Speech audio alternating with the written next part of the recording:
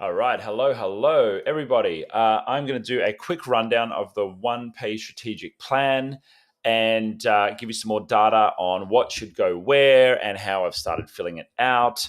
I've got a part filled out strategic plan for OnTrack.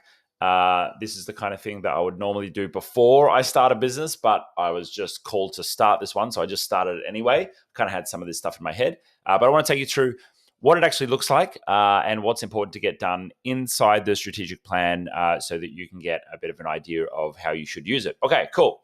So here we go. We're going to jump in. I'm probably going to update this template, by the way. There are some feedback that I've received from some of you that are filling it out that it's a bit tough and some things don't quite make sense. So I might make a bit of an updated template. But in the meantime, I just wanted to record this and share how this one works. And then you can, if we update it, then I'll give you another rundown on it. Cool. Okay. So core values. Core values is where we start with basically like, what are the values inside the business? And I've split them up into people-based values and process-based values because some of them are related to the kind of people that we want to attract. Who we want to have on the bus. And if you've read Good to Great, you would know you want to have the right people on the bus, the wrong people off the bus. And then ideally, you then have, the bus going in the right direction, right? But the people values is about, okay, what do we want our people to value? How do we want how do we want to attract the right people and basically who are they based on the values that we define? And then the process-based values are, well, how do we do things in the business, right? So the process is about the how. It's about how it's actually implemented. The people values are about the who. Hopefully that makes sense. Cool. So you can see here, I've got a few values here that I've defined for OnTrack. So one is like client success is our success. Makes sense for a coaching business, right? Creating community, that's really important to me for us to create a community of entrepreneurs because many entrepreneurs are going about their business solo. And so my vision for OnTrack is that, okay, this is a place for people to come together. And then how rather than what, I've spoken about that many times. I want our members of OnTrack to look at how problems are solved rather than specifically just solving the problem. And what's behind that, so you can see kind of like what's behind the curtain there is if you think about like going to a therapist, they actually have a business model which keeps you connected to them, right? Because if they never solve your problems, then effectively you've got to keep coming back, right? But if I teach you how to solve problems, hopefully eventually you'll graduate in some way from OnTrack because you won't kind of need someone to guide you on your strategy. You'll learn the muscle of strategy yourself. And then you get to then, grow and have your business be successful. Anyway, but that's a little bit behind the curtain there. Cool. So that's values. Next, we'll go to core focus. So we've got passion and niche. And so this, I guess, for me is defined as like, what part of the market do you want to be in? Like, what are you passionate about personally? Like, you could call this like mission, vision, who do you want to serve?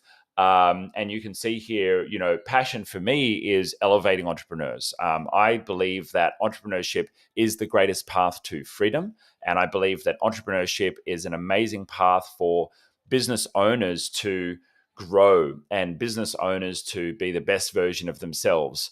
And so I want to help support entrepreneurs to be successful in that along their life path. And so that's what I'm really passionate about. And this business happens to just be kind of like secondary to that. The business is just the vessel for me achieving that life purpose. So helping entrepreneurs create freedom and helping entrepreneurs to go along the personal development journey of entrepreneurship. I'm here to support, basically, and I'm passionate about that. What is the niche? Well, the niche I like working with is business owners that are like out of survival mode. Someone might still be in survival mode, but like their business is established, right? It's doing more than $100,000 a year. Because if it's under that, then it's not really an established business. It's still like kind of being birthed. I want to help the toddlers that are like, and I'm talking about the business, not the members, but the business is like a toddler and it's like walking around, it's like bashing its head on things and it's falling over every now and again. I want to help those get to like successful scaling businesses. That's what I like doing, and that's where I want to play. So I named that. That's my niche. And then I know, okay, if someone comes to me and they're doing like hundreds of millions of dollars a year, probably not where I want to work. If someone's just getting started and they're just launching and they have a credit card and an idea, probably not for me either. So what do I help them do? Well, we've talked about this a little bit on calls. I help people navigate the desert. So it's called the desert, between 4 and 20 employees, which is where, like a toddler, you're falling over, you're stumbling, and you're having challenges along the way. And what is needed there is to build culture, to build systems, to build strategy, and then to be disciplined around that strategy. And so I specifically want to help with those things. So that's my core focus, and you should be able to develop your core focus. Now, notice this one's called passion. It's intrinsically linked to what I'm passionate about. I'm passionate about entrepreneurship. I'm passionate about business. I'm passionate about technology. I'm passionate about psychology. All of those are hit with this. And so ideally you want to find, now it might be hard for you to find that in your business, but see if you can find in what way do your personal values, things you personally value, and in what way does your personal ambition and your personal passions link into the business. And it might be qualities about you. It might be, personality qualities, or it might be things that you actually value. If you don't know what you value, John Demartini values has like a free values thing on his website. Value determination. I think that's what it's called. Let me find it. Oh, he also looks like a YouTube video there. Determine my values there. He's got a little quiz. He's got a quiz there. So go check that out if you want to do some work on that. Okay, cool. 10-year target. Now, this is important that it's a 10-year target because remember, it's that like 10x thinking. It's that big picture thinking. When you have big picture thinking and you set what's called a BHAG, big, hairy, audacious goal, then you're really going to think bigger and it's going to stretch you and you're going to get your creative mind thinking because it's not logical to think about your business 10x. It's not a natural progression to get to 10x. So thinking really big is going to help you. Now, when I look at that number, create 1,000 new impact entrepreneurs. And what an impact entrepreneur is when someone graduates above 20 employees, they're out of growth mode, they're into scale mode in their business, and they get their time back. What people tend to do is they have more time to work on their personal relationships, but they also have more time to give back to their communities. And I really love seeing that. And so I want to convert more entrepreneurs from income generation to impact generation. And 1,000 is going to be hard for me because I've only got 20 people in this container. And even after 10 years, that would only be 200 people, right? If I refreshed everyone out 12 months. So to create 1,000 new impact entrepreneurs, I've got to start thinking creatively about how I might be able to do that. And so that's why I set a target like that. And it was a bit scary. I was sitting on a flight. I was typing this out and I was like, okay, maybe I'll just do 250 entrepreneurs. And I was like, no, shit, that's not big enough. Let's do 1,000. And I'm going to have to work out how to do that along the way. And what does that do? That inspires me and it helps me to have something to look forward to in the future as well. And when we have something to look forward to and something to strive to, we feel better about our life. We don't off ourselves when we wake up in the morning.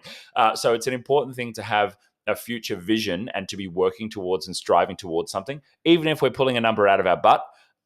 It's very, very important for us and for our mental health. Cool. Next up, we go to marketing strategy. And so who is our target market? That should be pretty straightforward. I'm looking specifically for owner-operator entrepreneurs growing the business, but the profits might be stagnant or low. They don't have a community around them. They may not have a mentor or business coach. They may not have had one in the past. And they've not yet got the golden rule financial freedom. So golden rule financial freedom is where your recurring revenue and the recurring gross profit that you have in the business, so the recurring profit line from that recurring revenue exceeds your operational expenses. And I'll probably make a separate video on this. But I'll say it again, your gross profit, so your recurring gross profit for your recurring products in the business exceeds all of your operational expenses. And what that means is day one of the month, you're in profit. Day one of the month, you're in profit because your recurring subscriptions have just taken care of everything. If you can create, now not every business can be created as a membership business and it's not the solution to everything, but if you can create this, my God, it's a good way to live. And that's basically where I got to all those years ago when I was 27 and effectively semi-exited the business, was the business got to that point where The recurring revenue was taking care of things. Anyway, so that's what I want to help people to get to, because that gives you, and usually it's around 20 staff based on the maturity of your business. What that gives you is the ability to step back. All right, cool. So target market. You can see there that I'm very, very targeted about specifically who I'm looking for. So when someone fills out an application form for OnTrack, I'm going to guide whether or not they're suitable for my program based on whether or not they're in the target market. Because it means that when I'm on the calls with you, I can use one common language and it's appropriate for everyone on the call. Okay, so next up, unique offer. What is my unique offer that I'm going to be sharing with those people? Well, I can create board-like feedback and reflection from someone who's been doing it for 20 years. Great. And I'm pretty good at that because I've not only run my own business, but I've also been a board member for other businesses as well. And I have multiple businesses that I've been a part of, not just one business. And I've spent a lot of time working with senior leaders. And I love working with senior leaders as well. I don't really work well with people that need to be spoon-fed. I work really well with people that I can say, go do this thing, and they'll go do the thing. And I don't have to follow up in 3 days and check on them or micromanage them. That's who I work best with. Next up, you can learn from other experiences in the group.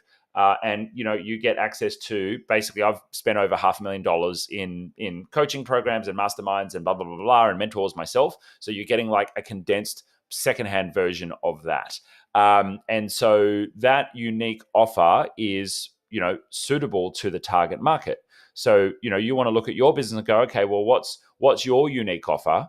And how does that fit for your target market? So if you have a unique offer, that should be targeted for your specific target market, and it should be something that has you stand apart from your competitors. How do I stand apart from my competitors? Probably my young age, I would say. Young entrepreneur, because what you're getting is millennial experience.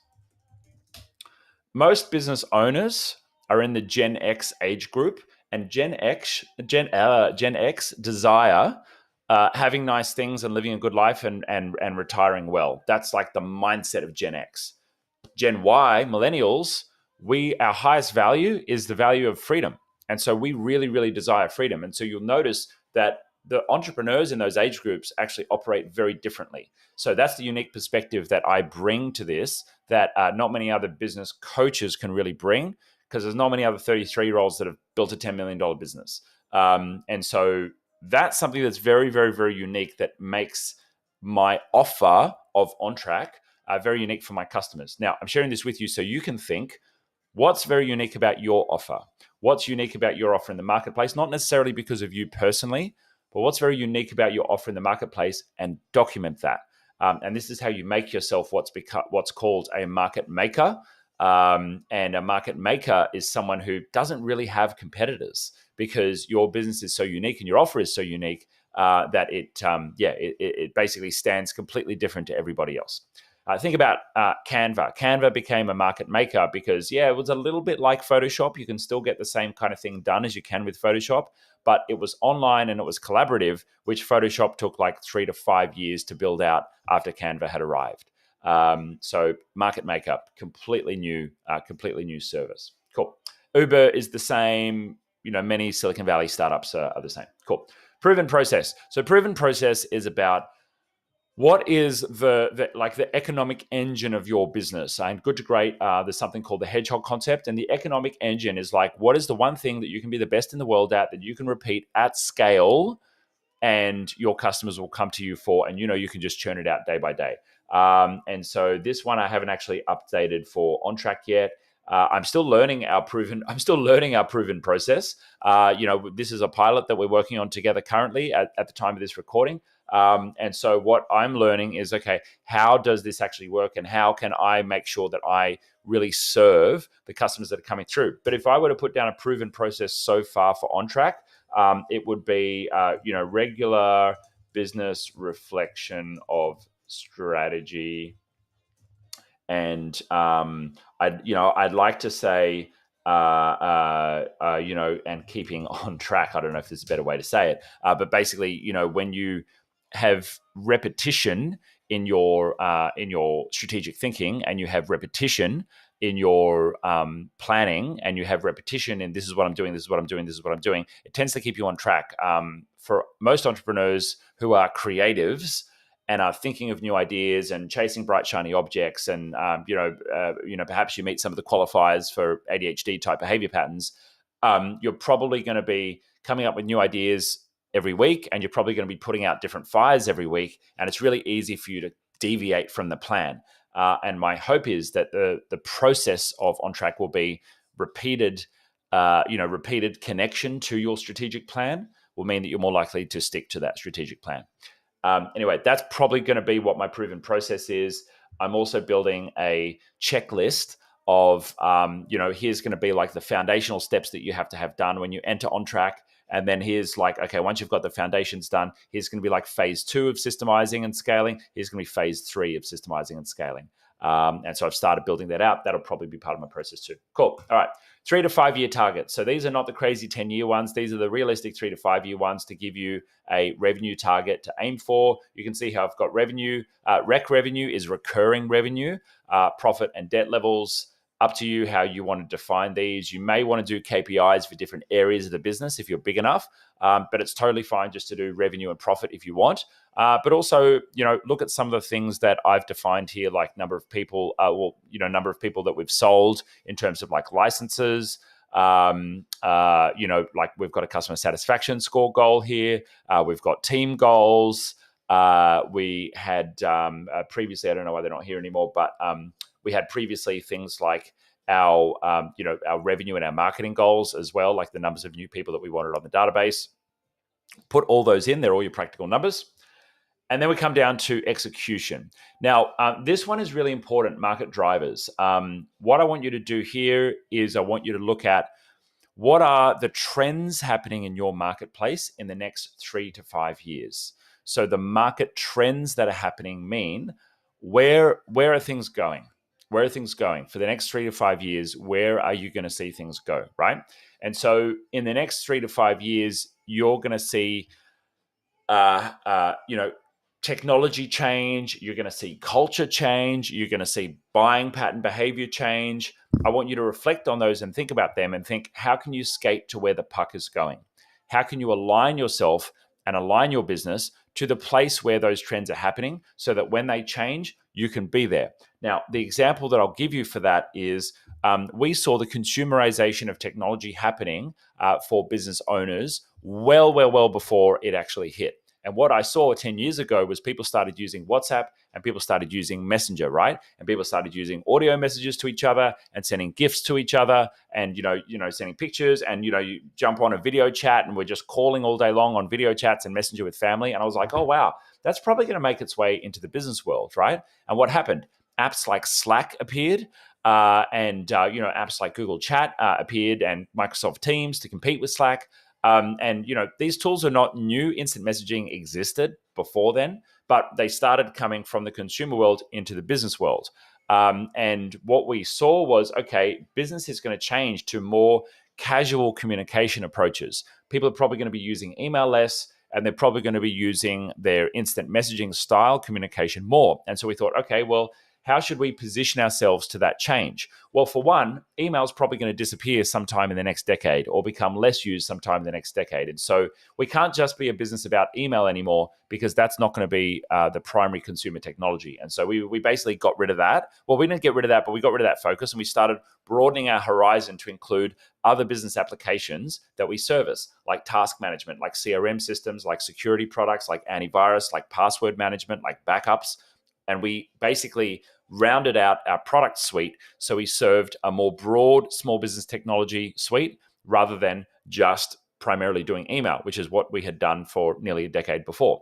The next thing that we did was we started educating business owners on communication, on teamwork, on scaling teams, and moved away from just the technology side of things, because we knew, okay, we can't just be technologists, because the tech is going to get so easy that business owners won't need the IT guy anymore. It's going to be so easy to use, like Xero.com. You can see here that that Xero was one of the tools that I even named there. It became so easy that business owners could just set up tech tools themselves and they wouldn't have to rely on an IT guy to do it for them. And so our service became less about doing it for you and more about doing it with you. So that's 2 times that we skated to where the puck was going. And I want you to think about that for your business. Think about what is happening in the next 5, maybe even 10 years in culture, in technology, in the way that people relate, in the way that people work, in the way that people are working specifically in your industry. What is going to change, and how can you potentially adapt to that change? Cool. Key partnerships is like, referral partnerships, advisory partnerships, anyone else in the business that you should name who's outside the business. So it might be your accountant, your lawyer, someone who refers business to you. You want to name these so your team know who they are and know that those relationships are important. Challenges to execution. That's a little bit like, like SWOT analysis, strengths, opportunities, weaknesses, threats. I don't think that's in the right order. And then yearly actions is what are you going to do this year? And then quarterly actions is what you're going to do this quarter. I'd probably put yearly first and then quarterly second. This template's not perfect. But yearly actions is like, okay, what's the stuff that needs to be done? What are the strategic projects for the year, right? Strategic project might be, we need to rebuild our website. That would probably be able to be knocked over within 1 quarter. Yearly project might be, we need to develop a new marketing channel. Yearly project might be, we want to open up a new product line. Yearly strategy might be, I want to build a team to do X in this area of my business. Yearly action might be, I don't know. I think that's probably giving you enough of an idea. And then quarterly actions are, okay, what are the individual projects and what quarter are we going to do them? Because you want to map them out. You can't do 10 strategies in 1 quarter. You can probably do 1 or 2 or 3 and really nail them. So if you're building a new website, you might say, right, that's going to be quarter 1.